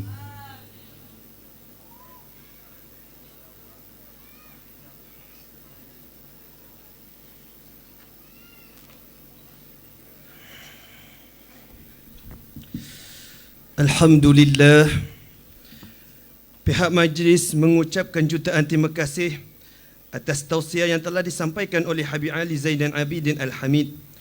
Mudah-mudahan apa yang disampaikan oleh sekalian ahli panel dapat memupuk dan melahirkan rasa cinta terhadap ilmu, dan semoga suatu saat nanti akan lahir pemuda di kampung ini menjadi penyambung lisan-lisan yang ulama dan menjadi penyambung kepada Tuan Guru Abdul Rahman Al-Linggini yang telah meninggalkan kita pada tahun 2024, tahun lepas, di bulan yang mulia, di bulan yang Ramadan. Mudah-mudahan Allah meletakkan Tuan Guru Abdul Rahman Al-Linggini pada tempat yang sangat tinggi, tempat yang sangat special di sisi Allah Subhanahu wa taala. Amin. Alhamdulillah, selesailah sudah majlis ilmu yang syarat dengan barakah. Sebelum kita bersurai pada malam ini, saya teringat sabdanya Nabi SAW, sab'atun yudhilluhumullahu fi dhillihi yawma la dhilla illa dhilluh. 7 golongan yang dinaungi oleh Allah dalam naungannya. La yauma la dhilla illa dhilluhu, pada hari di mana tidak ada naungan kecuali naungannya. Yang pertama, al-imamul adil. Al-imamul adil, yakni pemimpin yang adil. Yang kedua, wasyabbun nasya'a bi ibadatillahi, seorang pemuda yang tumbuh dewasa dalam beribadah kepada Allah. Wa rajulun, dan yang ketiga, wa rajulun qalbuhu mu'allakun fil masajid, seorang lelaki yang hatinya itu mu'allakun, bergantung, berta'alluq hati itu fil masajid, pada masjid. Wa rajulani tahabba fillah ijtama'a alaihi wa tafarraqa alaihi, dan dua orang lelaki tahabba, saling mencintai, fillah, kerana Allah, ijtama'a alaihi wa tafarraqa alaihi, berhimpun mereka dua itu kerana Allah, wa tafarraqa alaihi, dan berpisah mereka itu pun kerana Allah. Wa rajulun, dan yang selanjutnya, wa rajulun da'athu imra'atun dhatun mansibin wa jamalin faqala inni akhafullah, seorang lelaki yang diseru oleh seorang wanita untuk melakukan maksiat, yang mana seorang wanita itu memiliki derajat dan juga kecantikan. Lalu lelaki itu menjawab, inni akhafullah, sesungguhnya aku sangat takut kepada Allah Subhanahu wa taala. Dan yang keenam, wa rajulun tasaddaqa bi sadaqatin fa akhfaha hatta la ta'lama shimaluhu ma tunfiku yaminuhu, dan seorang lelaki ketika mana dia bersedekah dengan satu sedekahnya, fa akhfaha, seorang lelaki itu menyembunyikan akan sedekahnya, hatta la ta'lama shimaluhu, sehingga tidak mengetahuilah oleh tangan kirinya akan apa yang yunfiku, yang dia infakkan, yaminuhu, oleh tangan kanannya. Dan yang terakhir, wa rajulun dzakarallaha khalian fafadat ainahu, seorang lelaki yang sentiasa berzikir mengingati Allah Subhanahu wa taala hal dalam keadaan bersunyi-sunyi, fadafat ainahu, maka mengalirlah air matanya. Maka tuan-tuan, puan-puan, semoga kita yang hadir pada malam ini semuanya mudah-mudahan mendapat naungan Allah di akhirat kelak seperti mana yang disebutkan di dalam hadis Nabi tadi. Amin ya rabbal alamin. Majlis diteruskan lagi dengan sesi penyampaian cendera hati sebagai tanda penghargaan kepada barisan ahli panel serta Datuk Haji Asna yang telah bersama menjayakan program kita pada malam ini. Untuk menyempurnakan penyampaian cendera hati ini, majlis dengan segala hormatnya menjemput pengurusi masjid Kampung Sungai Macang Ulu diiringi oleh jemputan khas untuk naik ke pentas. Dipersilakan.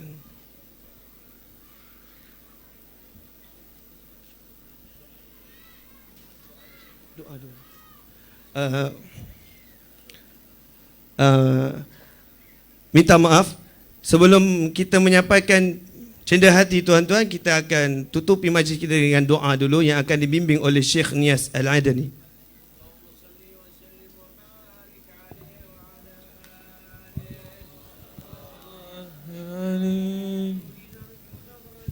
Bismillah.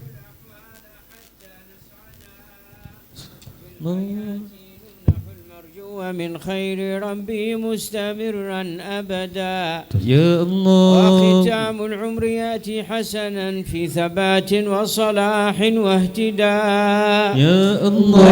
لا نرى المكروه فينا أو نرى فتنة أو محنة أو شردا يا الله. رب حقق حبنا في المصطفى وامنح الإخوان دوما مددا يا الله. يا ربي لليسرى هنا وكذا الأخرى وفي الموعدا يا الله. سلام وأمان دائم في ذرى الفردوس حيث الشهداء يا إلهي ومليك سيدي كلنا في كل حال سندا أصلح الحاكم والمحكوم كي يصلح العصر الذي قد فسدا أرشد العالم والداعي إلى نشر دين الحق في كل مدى وأعط طلاب العلوم همة في التلقي والترقي والهدى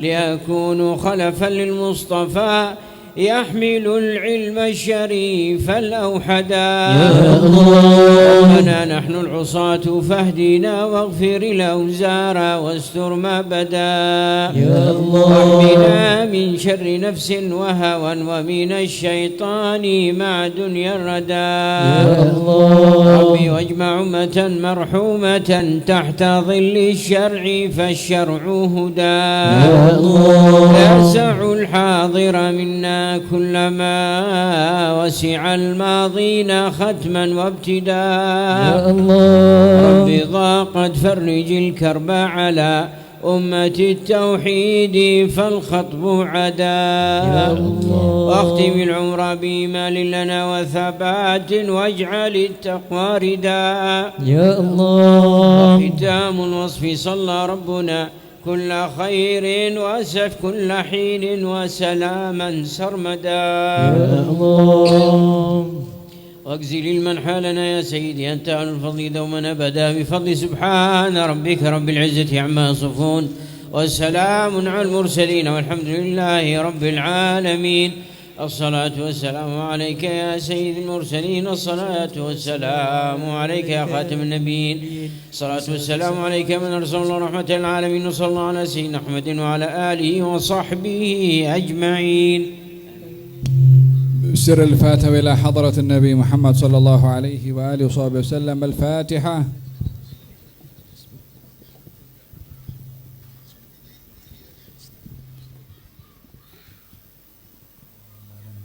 يا أول الأولين ويا آخر الآخرين ويا ذا القوة المتين ويا راحم المساكين يا أرحم الراحمين يا أرحم الراحمين يا أرحم الراحمين. ربنا تقبل منا إنك أنت السميع العليم وتب علينا إنك أنت التواب الرحيم. دعواهم فيها سبحانك اللهم وتحيتهم فيها سلام وآخر دعواهم الحمد لله رب العالمين. تقبل الله منكم.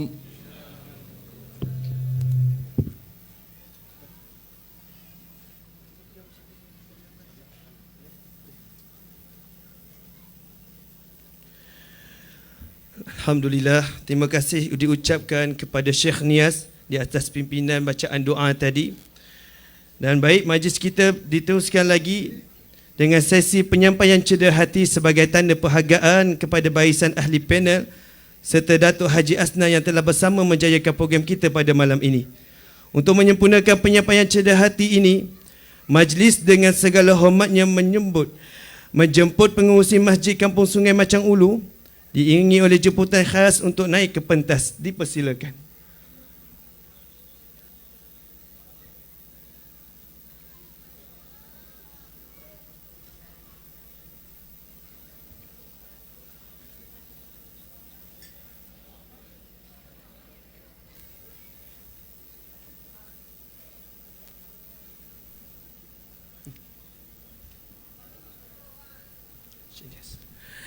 Dijemput Tuan Haji Asna untuk mengambil cedera hati.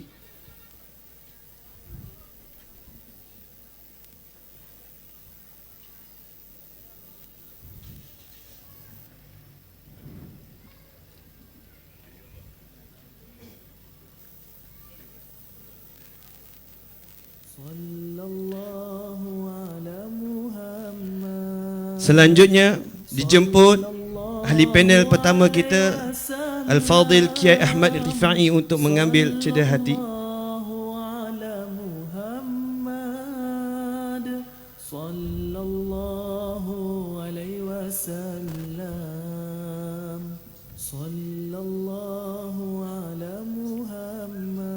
Selanjutnya dijemput kepada pemimpin majlis kita, Syekh Nias Al-Adani untuk mengambil cendah hati.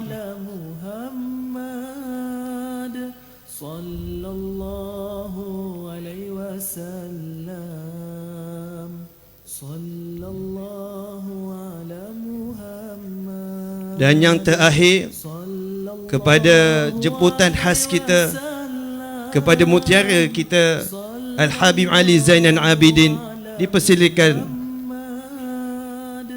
Sallallahu alaihi wasallam